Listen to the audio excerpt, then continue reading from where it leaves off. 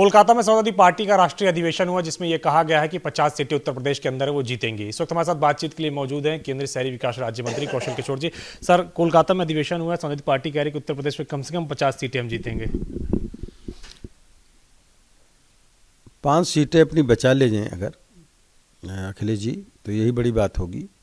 और मैं कह रहा हूँ उत्तर प्रदेश में जिन लोगों ने भी अखिलेश जी को वोट दिया अब वो पछता रहे हैं। आने वाले समय में भारतीय जनता पार्टी वहाँ पे आदरणीय योगी आदित्यनाथ जी ने जैसा कहा 80 में 80 सीटें बीजेपी जीत करके आएगी। उन्होंने कहा कि क्षेत्रीय दल काफी अहम भूमिका निभाएंगे बीजेपी को हराने के लिए। देखिए, जब असेंबली के चुनाव होते हैं तो क्षेत्रीय दलों का प्रभाव रहता है, लेकिन जब पार्लियामेंट का चुनाव होता है नेशनल लेवल पर तो जो माननीय प्रधानमंत्री आदरणीय नरेंद्र मोदी जी ने किसानों के लिए किसान निधि सम्मान, गरीबों को आवास, शौचालय, गैस सिलेंडर, चूल्हे, 80 करोड़ जनता को मुफ्त में राशन, 50 करोड़ जनता को मुफ्त में इलाज, ये सारी सुविधाएं जो देने का काम किया और आगामी 25 साल तक जब आज़ादी के 100 साल पूरे होंगे 2047 तक, उसका एक खाका तैयार किया है कि कैसे विकसित भारत, आत्मनिर्भर भारत और नशा मुक्त भारत बनेगा। उसका खाका तैयार करने का काम आदरणीय प्रधानमंत्री नरेंद्र मोदी जी ने किया है। तो इस देश को पूरी दुनिया में नंबर 1 पे ले जाने के लिए 100 साल एडवांस सोचने का काम आदरणीय प्रधानमंत्री नरेंद्र मोदी जी करते हैं।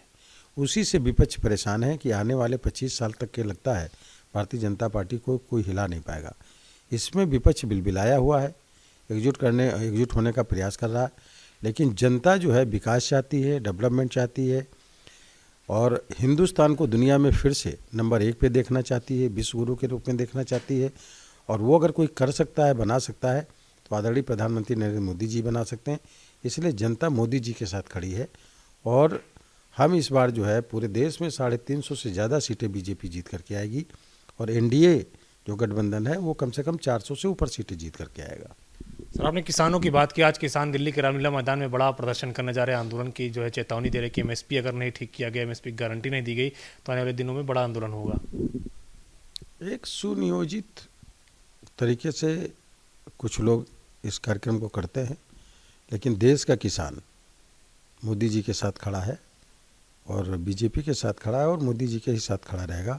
कुछ लोग हैं जो इस तरीके का काम कर रहे हैं। सारी चीज़ें लागू हैं, एमएसपी भी लागू है, क्लेरिफिकेशन है, सारी चीज़ें फाइनल हैं और जनता जान भी रही है और ये प्रैक्टिकल में हो भी रहा है। इसलिए जो भी इस तरह की बात कर रहे हैं, मैं समझ रहा हूँ इससे किसानों के अंदर कोई प्रभाव पड़ने वाला नहीं है। किसान बीजेपी के साथ और मोदी जी के साथ खड़ा है। राकेश टिकैत कह रहे हैं कि आलू की खरीद नहीं हो पा रही उत्तर प्रदेश के अंदर, गन्ना किसानों का भुगतान नहीं हो पा रहा है और नलकूपों पर बिजली के बिल के जो है मीटर लगाए जा रहे हैं, इसका भी हम विरोध करेंगे। राकेश टिकैत जी अब मीडिया के सामने क्या बोलते मैं नहीं जानता, लेकिन राकेश टिकैत जी खुद इसके पहले बोल चुके हैं कि मैं किसानों की मांग को लेकर के हूँ लेकिन बीजेपी के साथ हूँ। तो वोट तो उनका बीजेपी में जाता है, वो किसानों को क्या बताते हैं और क्या कहते हैं एक अलग बात है, लेकिन खुद जो है राकेश टिकैत जी और उनके समर्थक बीजेपी को वोट करते हैं।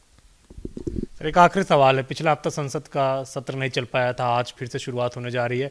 विपक्ष कह रहा है कि राहुल गांधी को जबरदस्ती परेशान किया जा रहा है। कांग्रेस पार्टी के राष्ट्रीय अध्यक्ष ने कहा है कि 46 दिन पहले उन्होंने भारत जोड़ो यात्रा के दौरान ये बयान दिया था और अब दिल्ली पुलिस नोटिस लेकर पहुंच रही है।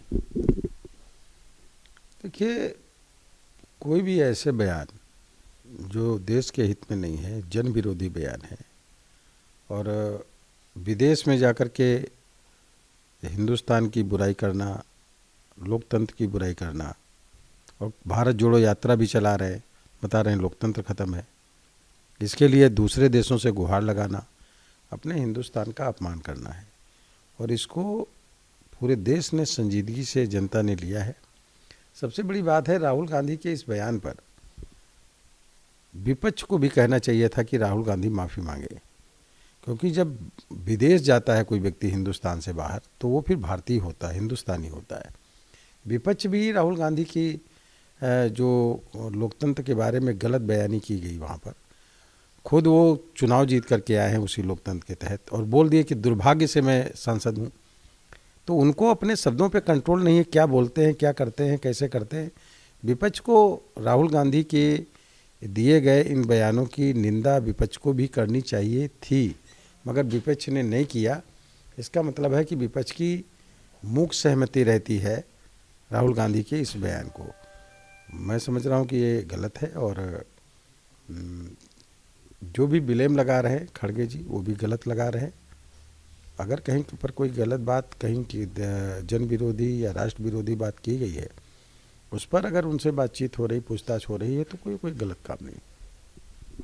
शुक्रिया। हमसे बातचीत करने के लिए केंद्रीय शहरी विकास राज्य मंत्री कौशल किशोर, जिनका कहना है कि इस बार एनडीए गठबंधन 400 सीटें लोकसभा में जीत कर आएगा। हालांकि अब देखना होगा कि जब चुनावी नतीजे आते हैं तो कितनी सीटें बीजेपी को मिलती है।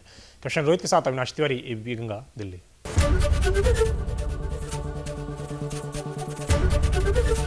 एबीपी गंगा, खबर आपकी, जुबान आपकी।